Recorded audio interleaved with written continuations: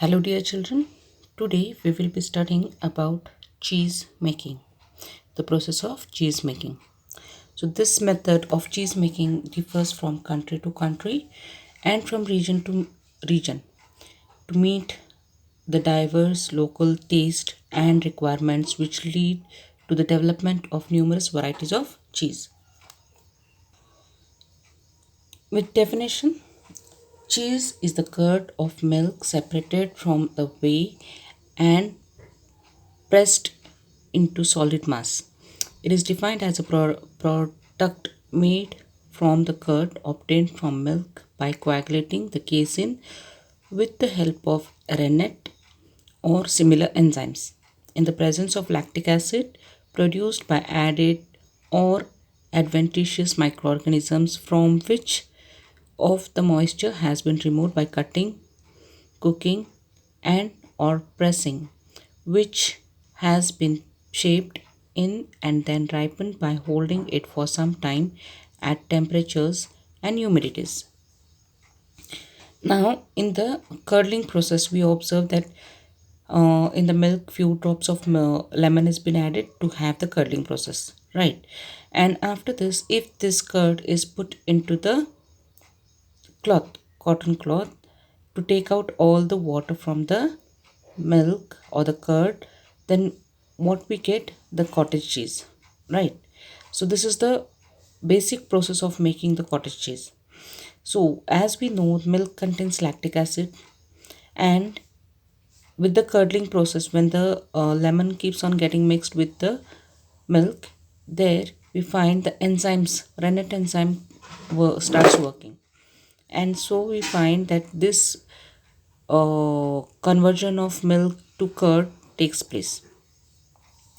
And this making of cheese keeps on having the different stages or different ways of doing, and so it is said to be as it differs from country to country, region to region. So as we see that cheese is the most important and popular product of dairy world. Cheese making has been an age old practice as it reserved served as a very effective means of preserving milk solid through moisture removal or by coagulation, and had a longer shelf life besides high nutritive value. So even we find that if the cheese, if taken with large more amount, then we find it is harmful to our body, but if it is taken with the proper amount, it gives the nutritive value. Cheese making process is an art several hundred years before, priced exactly the same way as an Indian product like dahi. So it is very long process, or the old process we can say, which has been continuing generation after generations. Now let us see how this cheese making is done. With the biological agents following is the process of making cheese with the milk, started culture and rennet. These are the three basic structures what we need to have the cheese.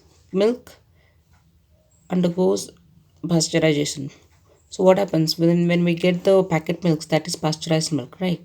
So milk is processed and made it into pasteurization, then the started addition and souring, that means curdling of milk is done with the 0.5 to 1.25% of the addition of citric acid, that is lemon juice we can have. Then the enzyme, then it starts working with it, then we get the mold filling, then pressing and turning and salting, drying is done. So when we, as I told you that this curd is kept into a cotton cloth, so this will make to have take out all the water present in the curd, and then it will make a solid state. The milk which we get it into the cloth, that is only with the solid state, that is with the paneer, that is said to be as cottage cheese. And with this again the salting and drying process is done, then the warm storage with the eye formation with 22 to 24 degrees Celsius for 6 to 8 weeks it has been kept, and then ripening is done. So eye formation, that is like this, the circular structures what we observe on the cheese, that is said to be as eye formation. Then the ripening of cheese is done, and then we get the product as cheese. Now here we have different kinds of mushrooms. So we will observe how the mushroom has been cultivated. First step is preparing the straw. You will need sterile straw. Sterile straw will ensure all other fungi spores are killed. So why to use the sterile straws? To kill the other harmful fungi which are present on it. To sterile straw, boil it in water for a half an hour. Squeeze water out of the straw. The straw has to be 60% moist. That is, when you squeeze the water from the straw, no water should be wrung out. The straw is ready to use. So here we will have the picture, so we can see that this is called as straw. We can use it as wheat, rice, whichever straw is available. So this straw is sterile by using the boiling water, and from that again the water has been taken, which will keep only 60% of water. The moisture should remain, it should not keep on dripping the water. Okay, so the hot water treatment is done. Then soaking of padding straw. So this kind of drain of excess water. So this bags are been sacks are been kept so that the water will get drained out easily, and only the moisture should remain in the straw. Second step is preparing the bag. Start packing the straw into the plastic bag of approximate dimensional 12 by 24 inches.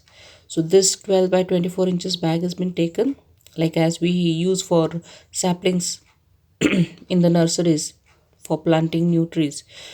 So like that way, there they are using the black color covers, but here we can use the uh, transparent plastic covers also, not a problem.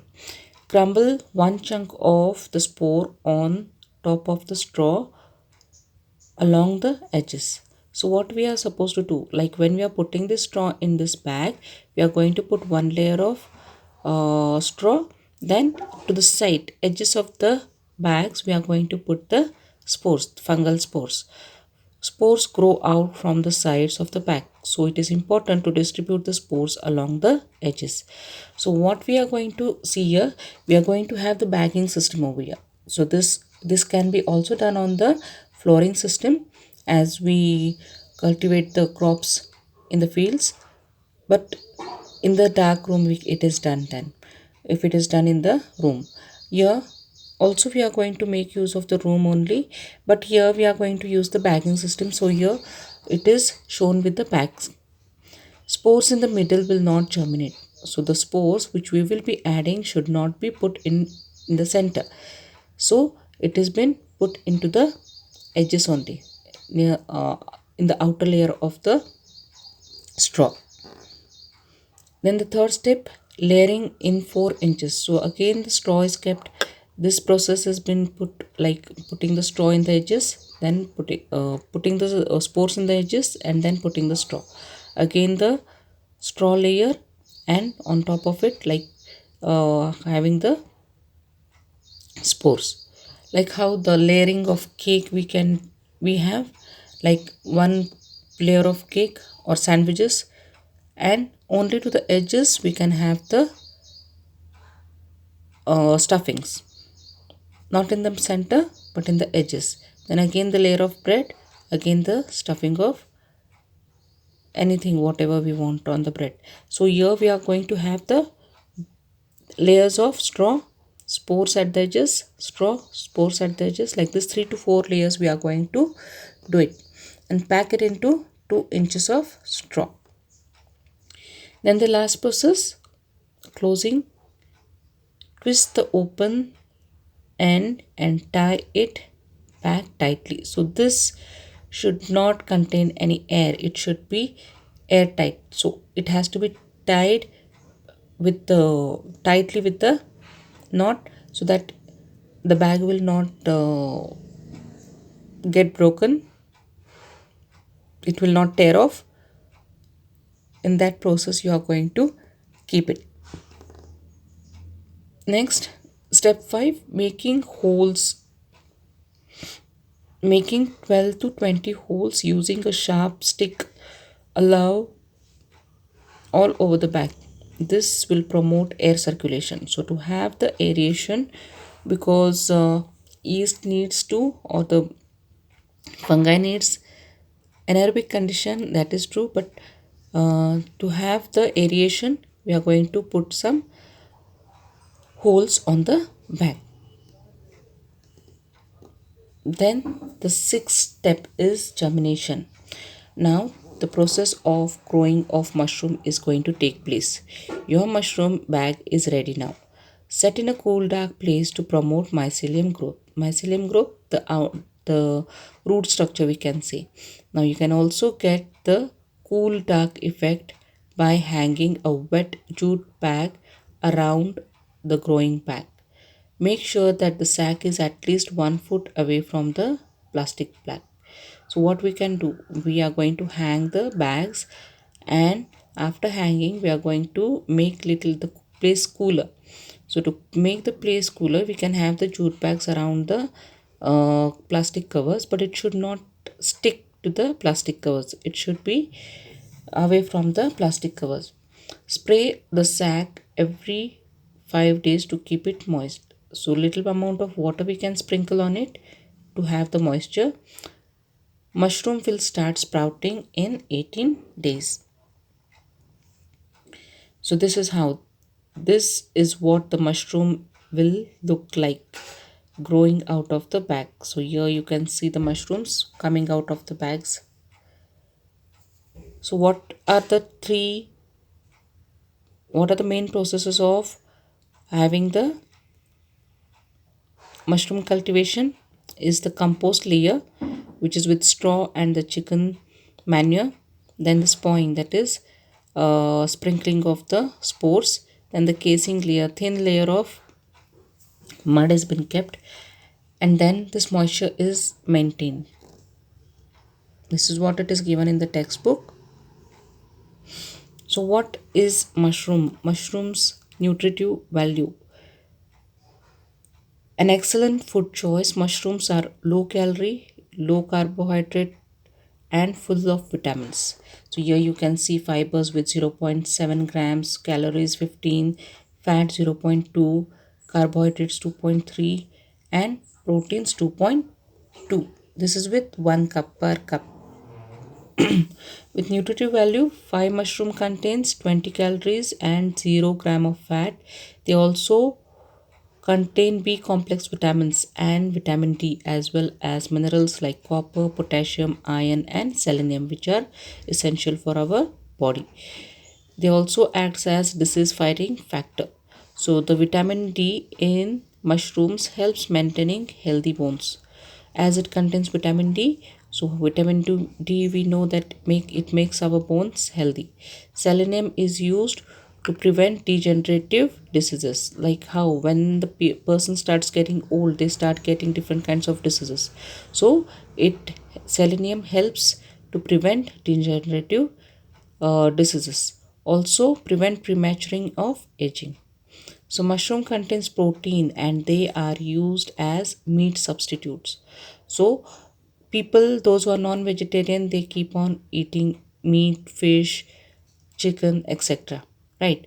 So to fulfill those who are vegetarian and those who cannot eat meat, to fulfill the these nutritive values which they cannot eat, that can be eaten by this vegetarian method by eating mushrooms. So this is what we have studied about the mushroom cultivation, and also we have studied about cheese making. So here we end with the chapter economic importance of bacteria and fungi. Thank you.